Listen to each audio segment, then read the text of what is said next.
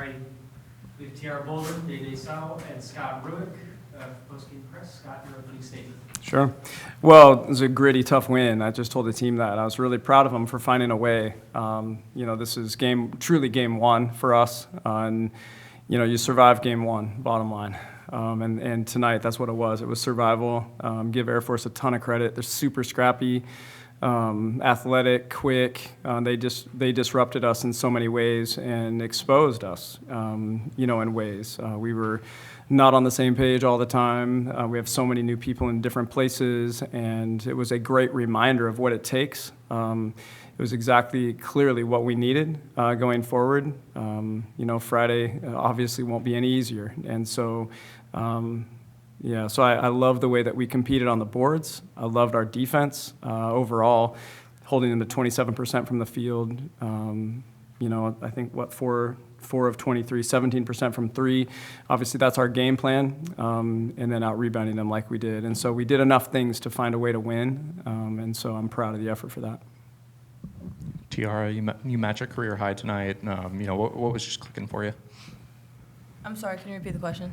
You matched a career high for points scored tonight and had a good shooting performance. Just kind of what do you make of the night, and how were you winning out there, I guess?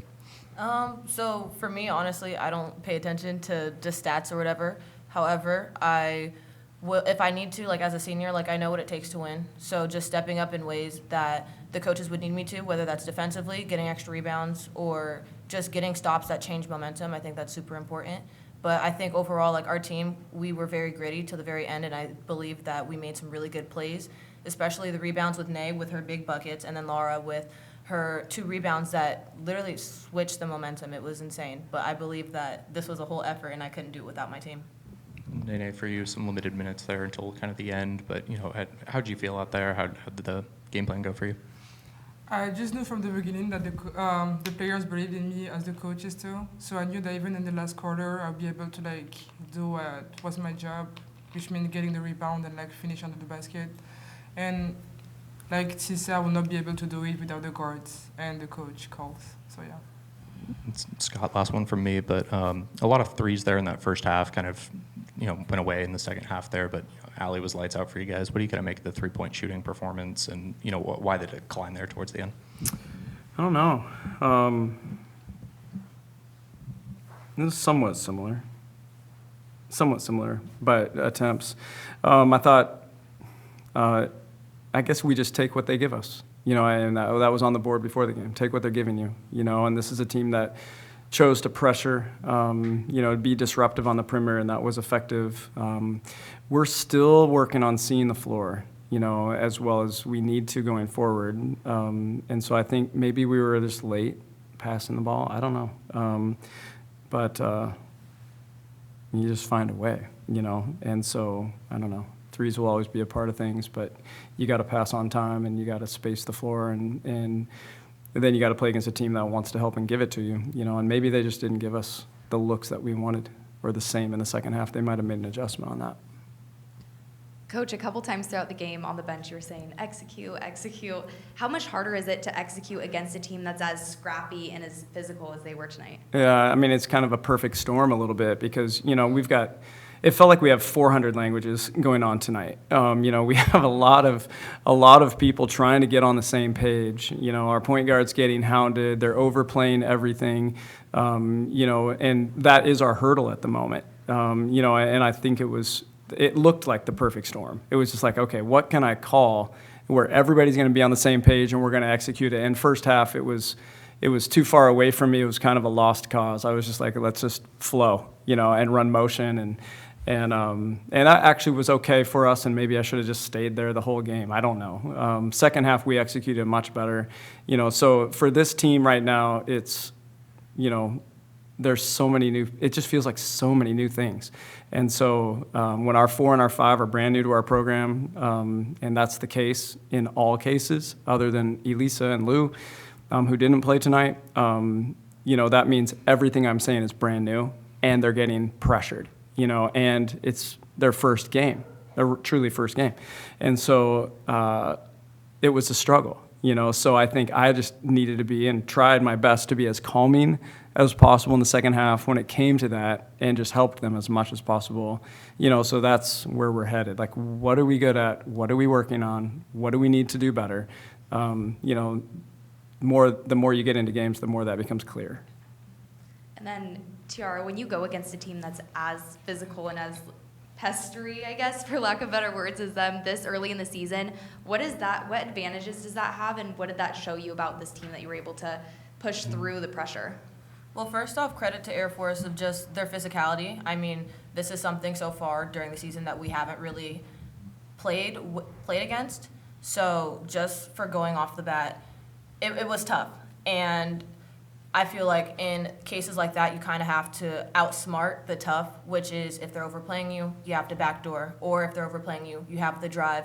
And then once you have the drive, it creates offense for everybody else. So just basically seeing the defense, which is something that I need to work on. But yeah, I would basically just say seeing the defense and dribbling with your head up instead of trying to make a decision and predetermine, and just reading what the defense gives you.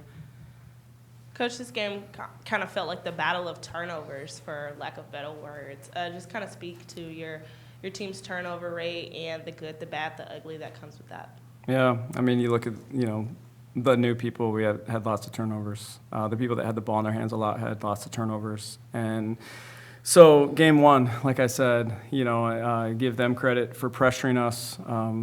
The flip side of that, they try to turn you over, but they let us shoot 51% from the field. I mean, it's kind of the trade-off. We don't force as many turnovers, but we made them shoot 27%. So it's kind of philosophical choices. So for us, in the second half, it didn't feel like we had as many.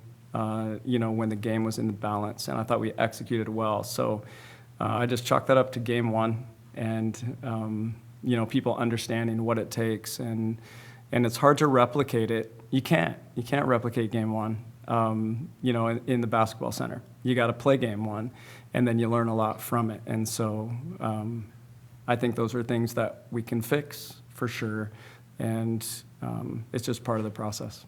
And what will kind of practice be like this week? What's on your drawing board ahead of Friday? The scout for sure, understanding who Illinois is and what it will take for us to beat them, and then focusing on that. Wednesday when we get back together, it will be, there will be certainly us talking about ourselves, what we did well, which was a lot of things, and then what we can improve. And for coaches, what should we emphasize with where we're at? What should we avoid? How can we help, eliminate some of those mistakes and just increase our efficiencies? And that's the fun of the journey, for a coach, is just trying to push the right buttons for your group with where they're at. And now we have some actual data, that this is real. Like tonight was real. And for the first time, it was real. And so that's exciting for me. And so typically there's a lot of progress from game 1 to 2. Scott, just wanted to ask, at one point in the game, it's like you guys took a timeout when you were up by about 3 points and took a timeout, but then instantly, after you got back on the floor, your lead shot back up to 10 points. So I was curious, maybe in the time that you might have taken, what might your words be to the team? Because clearly you guys were able to rally at crucial points and come back and build another lead again. Yeah, I was really pleased with the way that we responded when they made runs at us all game. That one, they got complete control of the game to start the third quarter, and I didn't say a whole lot. We talked in the locker room. We kind of just let things play out. It was not going our way. And then from that point forward, we were a little more deliberate in our execution, a little more deliberate in play calls, and I thought the team really responded well. We came out of that timeout and executed 3 plays flawlessly and got great looks. And so it's just a learning curve. It's like, what do I need to do for this group? And so I think that timeout just provided some clarity for all of us. Oh, Tiara, tonight it was a hectic energy game, up and down, but it's like for you, it's like you started out scoring like 3 consecutive baskets, and then it's like you take a small break, but then you would come as a regular contributor back in the late game, and then you would come as defender, and then taking hard hits for the fouls, and then making crucial free throws to keep the lead. How did it feel as an all-around effort night for you? Honestly, it was very stressful. just the atmosphere is very chaotic, or just very, it's very intense, and especially in like games like that, I kind of have to take a deep breath and remember I'm here for a reason, but also what is it that the coaches want me to do, and just focusing on the next play is the most important thing. And yeah, just basically just focusing on what the coaches need from me, but also listening to what my teammates need from me too, and just going on from one play from there.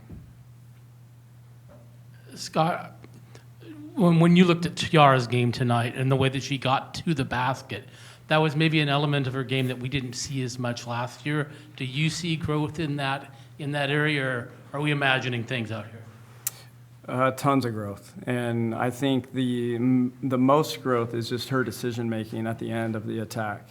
A year ago she was there a lot, and finished sometimes, didn't finish other times. She and Kat had a very similar journey there. They're both so athletic and quick, hard to stay in front of. But then what happens at the rim? When you're playing against a team that rotates very well, or is very disciplined, and has a lot of help built in. And so, that was a struggle last year. And so last year, there's a ton of growth in that. This offseason, we've added to it just with secondary moves, off of that, and reading good defense. Just because they're in front doesn't mean you can't score.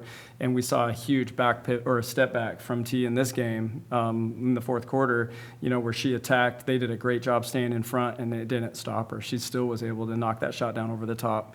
And so our goal is just to make all of our players, basically unguardable by the end, one-on-one. And T has worked as hard as anybody I've seen. We've had a lot of hard workers in this program, and she's one of them. And I'm talking historically, in just developing her offensive game, and everybody's seen the benefit of her just taking it serious, like making some adjustments, being super coachable.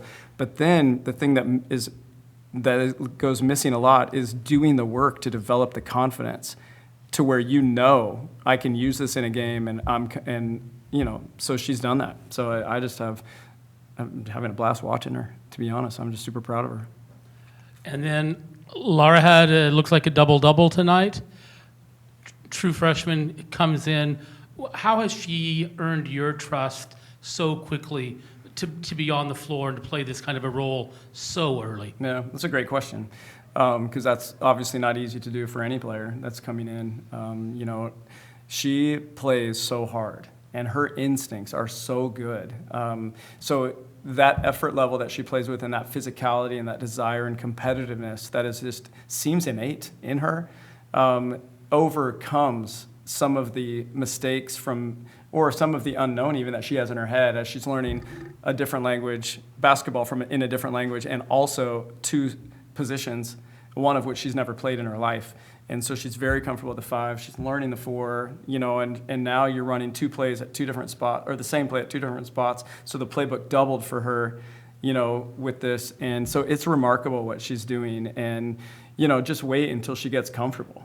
Because right now I would say she's not comfortable. She's having to think so much, and you could see her brain working out there. But when the ball goes up, she knows to go get it. And she's just got a great motor and a great nose for the ball and instincts. So when somebody plays that hard all the time, it's easy to trust them. You're getting her best every minute. Néné, defensively, how comfortable are you feeling in what Scott's asking you to do at your spot? Obviously, it's very important, post defense that you play. How are you adjusting to those expectations? I feel like from the first day I got here, that's the first thing that we've been working on, and until now we just work on it like at every single practice, post defense, and I feel like now it's getting we have the payback of just the work that we do. Now it's just getting so much easier for me to be able to defend at the block and everything in general. All righty. Thanks, everybody. Okay, thanks everybody. Thank you. Yep. Say it. Thank you.